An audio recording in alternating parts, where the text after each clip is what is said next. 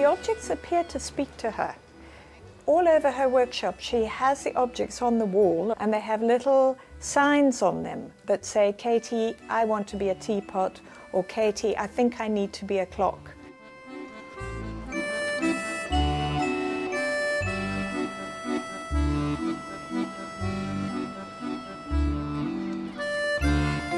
She's right of her time, and people who hit it right in their time are going to make more impact.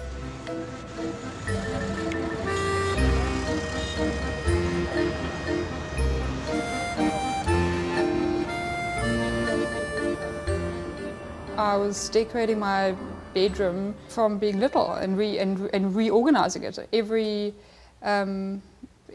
few months, or probably every month, I would reorganize my whole bedroom and just shuffle the furniture around. I'd been thinking about it, but one of the main incentives was that there was an exhibition, Decorex, in Cape Town, and they had a space available, and I had to create a lounge setting.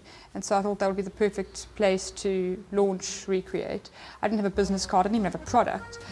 So February, March, April, in 3 months I set up a business. We got amazingly busy.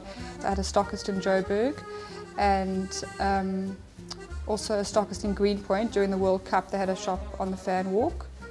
And then eventually my house just got too overcrowded with things, furniture, and you couldn't move. And we started looking for a studio space. I didn't actually plan on having a shop at all. Next thing I know, almost 3 years later, and we're here in a full-on shop with customers in and out. And somebody can't bake in here anymore, then you fill the tray with water. These Perspex molds we have custom made for the tray. And then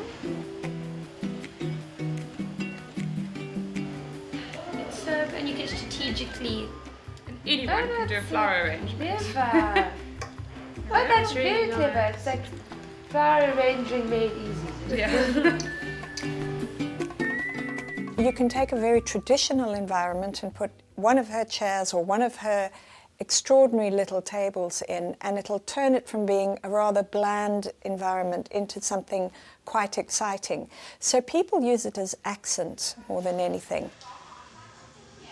Each Recreate piece has to have a function. It's quite a primary belief for the purpose of Recreate. It's almost been overworked, the recycling thing, so it's nice to see something that comes and puts recycling in a fresh light. Recycling is when you take a material and break it down to its rawest form and then build it up again, either to make it into that same item again or something else. Well, there's a lot more processes involved with recycling. Whereas repurposing, it's more kinder to the environment. You will take an item and turn it into a lamp or a bag.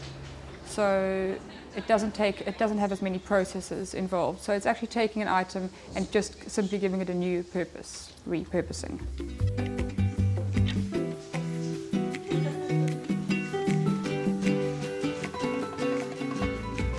I think the way I thought of this was a printer's tray has a handle, and so does a cupboard and a drawer, and that's it really. So if I was to make this into a cupboard, I then think about the way that I do it. So you still obviously want to make the frames a feature, and that's it. We make shelves in the back. We can custom make them so that they fit anything that a customer wants, so either books and we can change the depth and the height of the shelves. And you can also slide the glass in and out, so you can change and fill the printer's tray with your own fillings.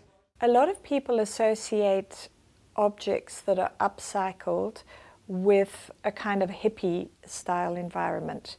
But the way Katie finishes them makes it absolutely clear that this is not a rough and ready item. I'll only ever use one piece of junk in the work. For example, the suitcase chairs, Once I've done the concept and the design for each one, they have a turner that makes the legs for each individual suitcase chair so that the seat height of each chair can be correct.